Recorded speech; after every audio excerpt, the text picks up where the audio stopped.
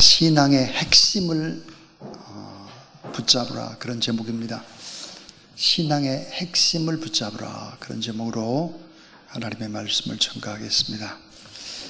사도 바울이 로마의 옥중에서 생생하게 전하는 하나님의 말씀, 믿음으로 우리는 어떻게 살아갈 것인가 하는 것입니다.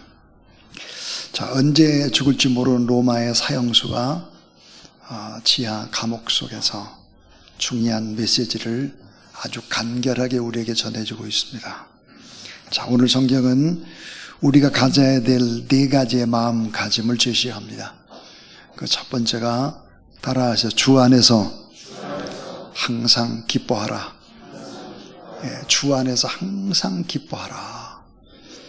그 다음에 이제 두 번째는 여러분의 관용을 모든 사람에게 알게 하라 그랬습니다. 여러분의 관용을 모든 사람에게 알게 하라. 이 관용이라는 단어, 남의 잘못 따위를 너그럽게 받아들이거나 용서하는 것을 관용이라고 합니다.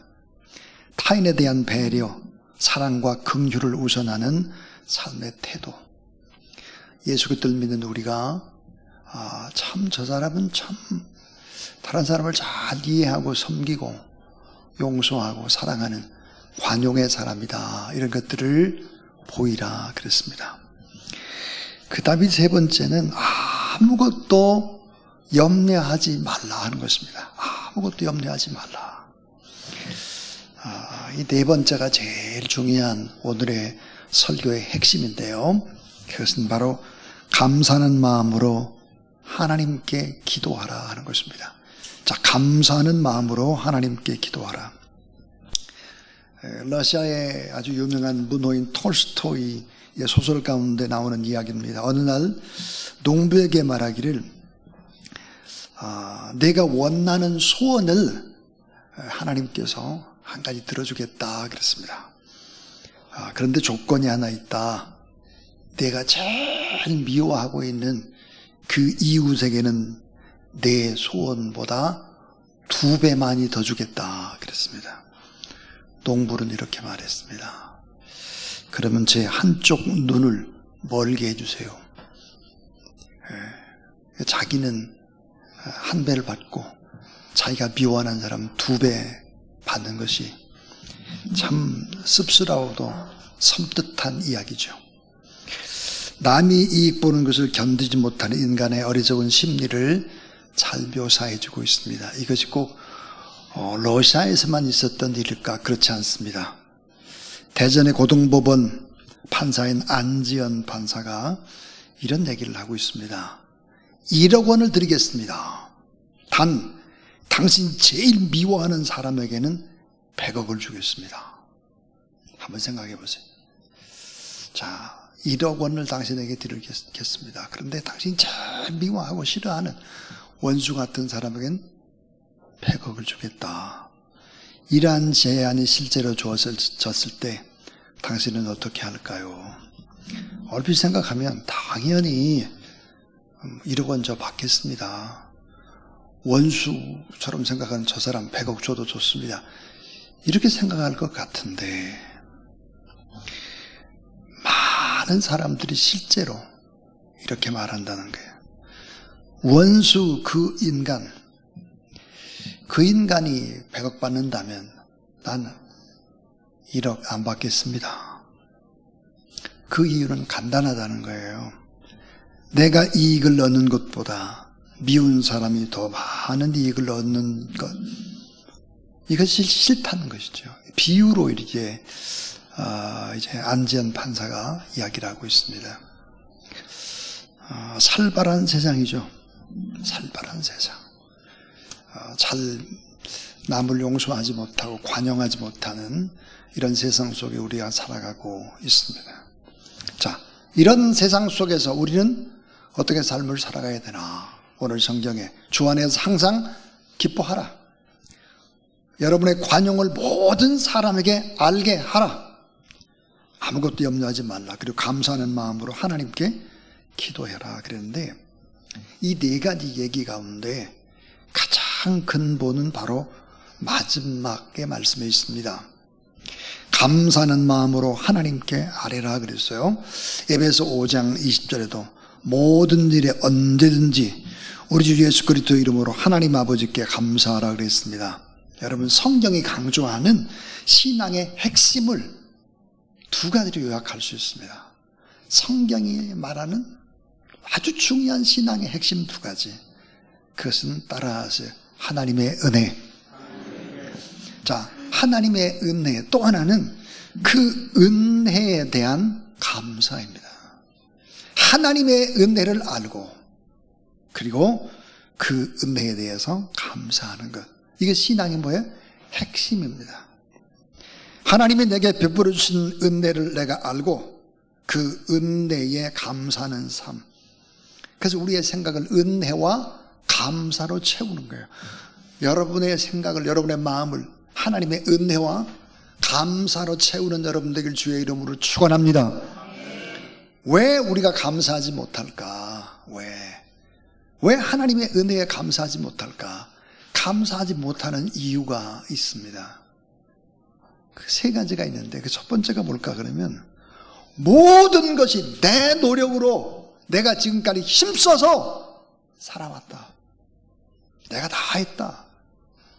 이런 생각을 갖기 때문에 하나님 앞에 그 은혜에 감사하지 않는 거예요. 그 다음 또 하나는 참 운이 좋았다.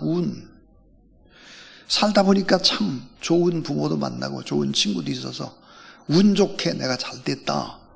이런 생각을 한다는 거예요. 자, 또 하나는 하나님이 구체적인 은혜를 찾지 못했기 때문에 감사 못하는 거죠.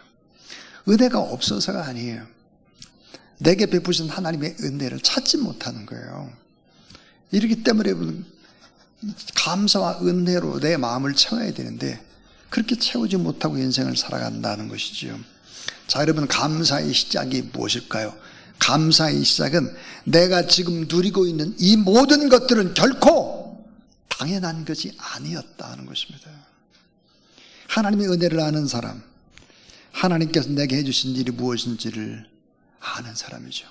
난 원래 무능하고, 난 죄인이고, 난 간사하고, 난 게으르고, 나는 그 어떤 사람보다 참 문제가 많은 사람이었다. 망하고 죽어야 할 마땅한 존재였는데 지금 살아서 숨쉬고 이 자리에 있게 된 것은 모두 다 하나님의 은혜임을 고백하는 여러분 되길 바랍니다. 이미 받은 은혜를 우리가 헤아리는 거예요. 받은 은혜를 헤아리고 앞으로 베풀 하나님의 은혜를 생각하면서 기도하는 것입니다. 기도.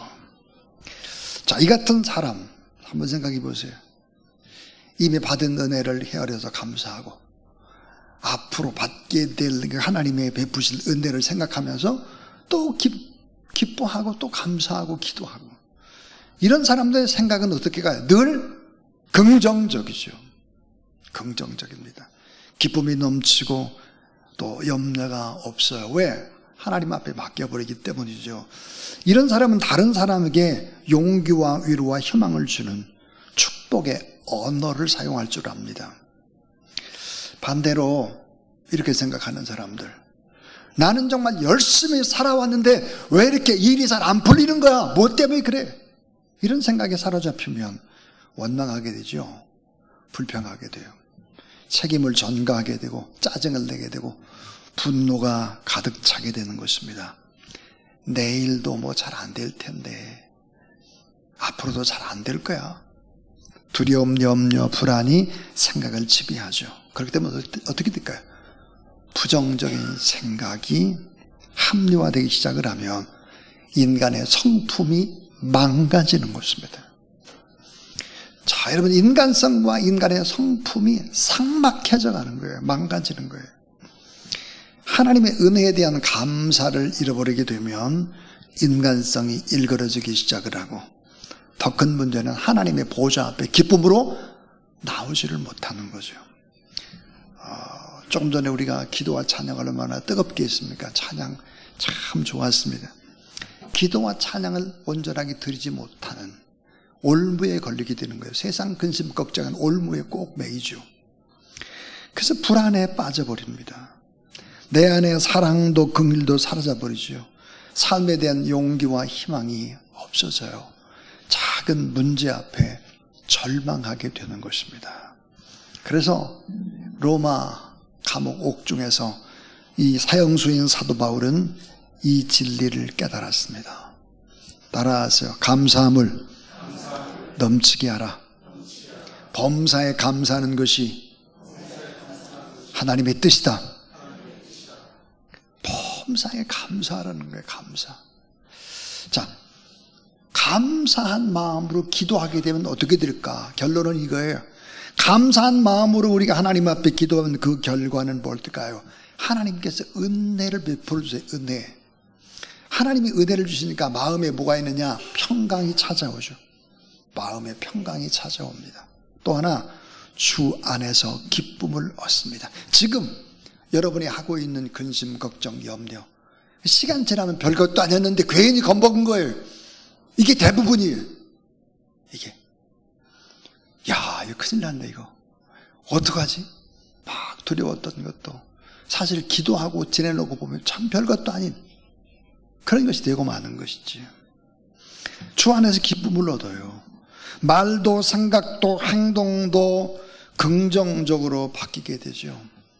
기쁨의 기도, 감사의 기도. 이렇게 되면 어떻게 될까요? 반드시 기도에 응답을 받게 된다는 사실을 믿으시길 바랍니다.